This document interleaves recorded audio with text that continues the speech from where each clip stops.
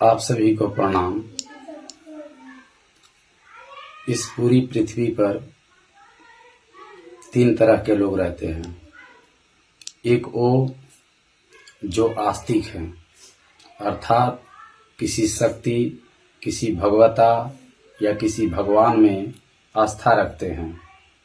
एक वो व्यक्ति है जिन्हें लोग नास्तिक कहते हैं। नास्तिक का अर्थ ही है न जोड़ आस्तिक, अर्थात जो आस्तिक न हो, वैसा व्यक्ति जो ईश्वर में या ईश्वरीय सत्ता में या शक्ति में भरोसा नहीं करता है। एक तीसरा भी व्यक्ति होता है, वह न तो आस्तिक होता है और न नास्तिक होता है। यह वास्तव में वास्तविक होता है। उस व्यक्ति को वास्तविक इसलिए मैं कह रहा हूँ क्योंकि जो भी अपने आप को आस्तिक कहते हैं, अगर ईमानदारी पूर्वक अपने अंदर खोजेंगे तो उन्हें पता चलेगा कि या तो किसी किताब से पढ़ लिए हैं या किसी के द्वारा सुन लिए हैं कि इस जगत में ईश्वरीय सत्ता है, शक्ति है। वो खुद से इसका अनुसंधान नहीं किए हैं, खोजे नहीं हैं। अगर स्वयं से खोजते तो फिर उन्हें आस्तिक कहने की जरूरत नहीं पड़ती, भरोसा और विश्वास करने की जरूरत नहीं पड़ती। क्योंकि जो व्यक्ति खोजता है, ढूंढता है, अनुसंधान करता है, वह जान जाता है। जैसे एक उदाहरण से मैं आपको बता रहा हूँ, मैं स्वयं के अनुभव बता रहा हूँ। जैसे मान लीजिए आपकी माँ है और आप छोटे बच्चे हैं, या मेरी माँ है, हम छोटे बच्चे हैं, छोटा बच्चा है। वो हमें कहती है कि गर्म तवा पे हाथ नहीं रखना है, क्योंकि हाथ आपका उंगली जो है जल जाएगा। अगर गर्म तवा पे उंगली रखेंगे तो जल जाएगा। हमने अपनी माँ का बात मान लिया और गर्म तवे पर उंगली नहीं रखा। लेकिन एक ऐसी परिस्थिति आई जहां पर कुछ लोग इकट्ठे हो गए और 4 लोग एक मत के हो गए और वो कहने लगे कि ये तो होता ही नहीं है, गर्म तवे पर उंगली रखने से कभी नहीं जलता है। तो जो बच्चा गर्म तवा पे माँ के कहने से उंगली नहीं रखा था, वो बच्चा जो है 4 लोगों के बोलने से संदेह के घेरे में आ जाता है और अपने अंदर खोजने लगता है कि मैंने तो सीधा सीधा अपनी माँ का बात मान लिया था, मैं तो कभी उसका प्रैक्टिकल करके देखा नहीं। और वो डाउट में हो जाता है, संदेह में हो जाता है, वो निःशब्द हो जाता है, कुछ नहीं बोल पाता है। तो आप समझिए कि अगर वो बच्चा, उसको भी लगता है कि मैंने तो सिर्फ बात माना था, मैंने प्रैक्टिकल करके, अनुसंधान करके या खोज कर अपने आत्म अनुभूति से उसको नहीं जाना था। वैसे ही इस जगत में जो अपने आप को जो कहते हैं कि मैं जो हैं ईश्वर में भरोसा रखने वाले हैं, आस्तिक हैं, कुछ ऐसे ही हैं। कभी भी ईश्वर को न ढूंढा, न जाना, न उनका अनुभव किया। कोई कहा तो मंदिर चले गए, कोई कहा तो मस्जिद चले गए, कोई कहा तो गुरुद्वारे और चर्च चले गए और घूमते रहते हैं। अगर मंदिर, मस्जिद, गुरुद्वारे और चर्च भी चले जाते और अपनी कामना, जो इच्छाएं हैं, अपनी वासना और अपनी जो दुकान लेकर जाते हैं कि हे ईश्वर मेरा ये पूरा कर दो, मेरा ये पूरा कर दो, तो ये चीजें अगर छोड़ कर जाते किसी ईश्वर के दरबार में, किसी शक्ति के दरबार में, तो तुरंत उस शक्ति का एहसास कर पाते।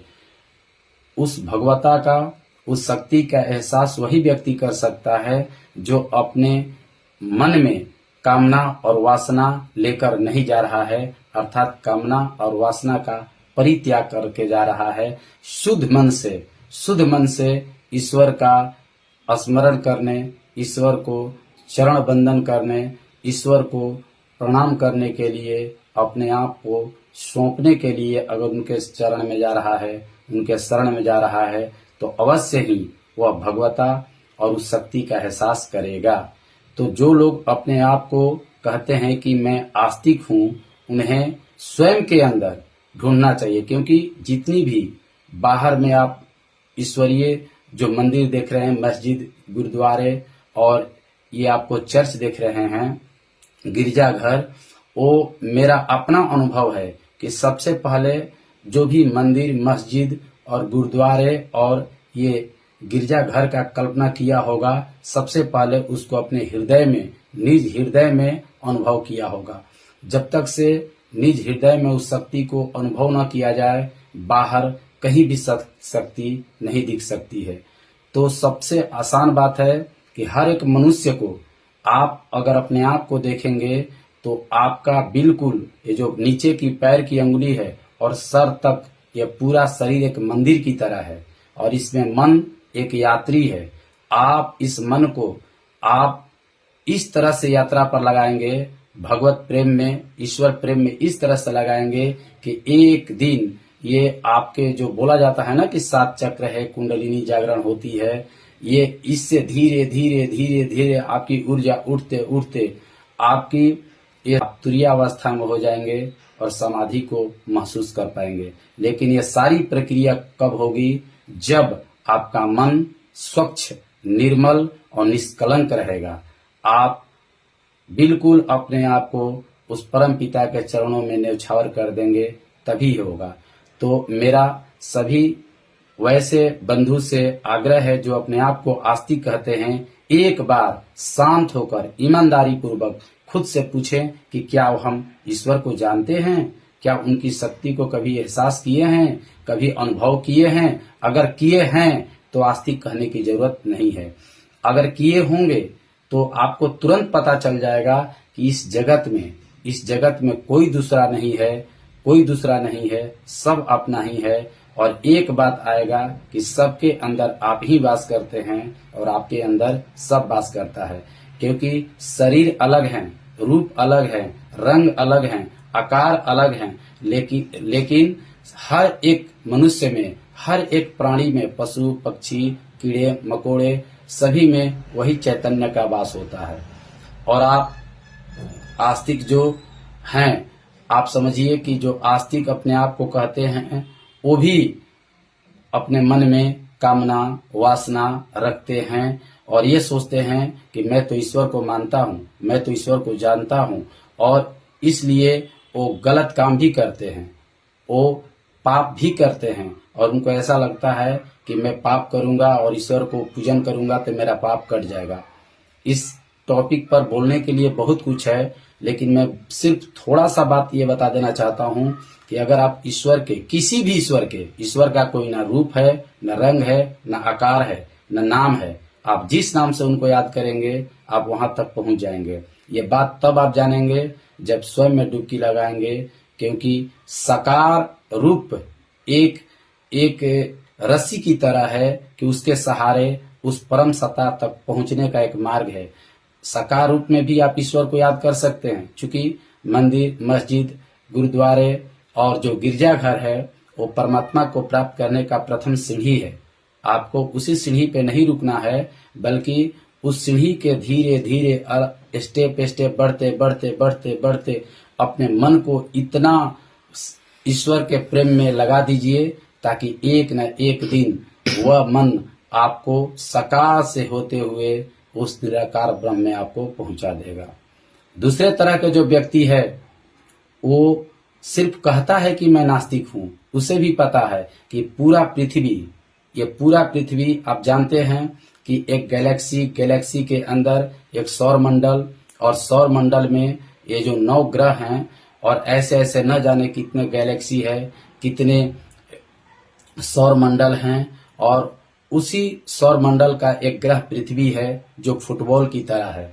उस फुटबॉल के अंदर रहने वाला व्यक्ति जो अपने आप को नास्तिक कहता है वो उसका अहंकार है, क्योंकि उसे भी पता है कि उसके ऊपर भी कुछ है और उसके नीचे भी कुछ है, और फुटबॉल के अंदर वो खेल रहा है और अपने आप को नास्तिक कहता है। उसे जरा भी एहसास नहीं कि जो भोजन करता है वो प्रकृति का दिया हुआ है, जो घर बनाया है वो प्रकृति के पदार्थ से बना हुआ है, जो वस्त्र पहनता है वो भी प्रकृति के पदार्थ से बना हुआ है, वो जीवन में जो कुछ भी करता है वो सब प्रकृति का है, क्योंकि वो उसका पूरा शरीर भी प्रकृति का है, उस शक्ति का है। इसके बावजूद भी सिर्फ अहंकार और नासमझी बस कहता है कि हम नास्तिक हैं।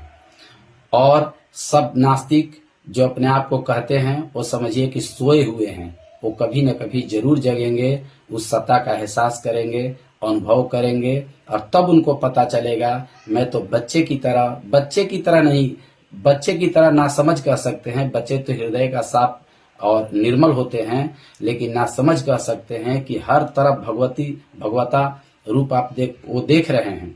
हर तरफ अपना देख रहे हैं कि पूरी ब्रह्मांड हमको शक्तियों से घेरा हुआ है। इसके बावजूद नासमझी में खुद को नास्तिक कह रहे हैं। एक तीसरा तरह का जो व्यक्ति है वो बहुत ईमानदार होता है, वो सहज होता है, वो सरल होता है, वो बिल्कुल निर्मल और निश्चल होता है। वो कभी नहीं कहता कि मैं आस्तिक हूँ, वो कभी नहीं कहता कि मैं नास्तिक हूँ। वो तो कहता है कि मैं नहीं जानता कि ईश्वर है कि नहीं। मैं ये भी नहीं कह सकता कि ईश्वर नहीं है, मैं ये भी नहीं कह सकता कि ईश्वर हैं। मैं उन्हें पता लगाने का प्रयास करता हूँ, खोजता हूँ, जानता हूँ, डूबता हूँ और एक न एक दिन जैसे ही धीरे धीरे उसकी सफर यात्रा बीतती जाती है और एक घड़ी जरूर आती है जब उस परम शक्ति का एहसास कर लेता है, तब वो बोलता है कि ईश्वर किसी के कहने से मेरे जैसे मैं क्या बताऊं खुद को। मैं अपने बारे में आपको बताऊंगा, बस इतना बता दे रहा हूं कि जब आप किसी की कही गई बात को मानेंगे और सुनेंगे और किताब में पढ़ेंगे और उससे सत्य मान लेंगे तो कभी सत्य को नहीं जान पाएंगे। खुद से अनुसंधान कीजिए, खुद से खोजिए और एक न एक घड़ी जरूर आएगी जब उस परम शक्ति का एहसास कर पाएंगे। और जैसे ही परम शक्ति का एहसास करेंगे आपका जीवन आनंद से भर जाएगा, प्रेम से भर जाएगा, शांति से भर जाएगा। हर वक्त वो शक्ति आपको खींचने लगेगी और हर वक्त आप उस शक्ति में आराम करेंगे। आप सभी को बहुत बहुत नमस्कार। आपके अंदर भी वो शक्ति है, उसे पहचानिए, खोजिए, अनुभव कीजिए और आनंद लीजिए।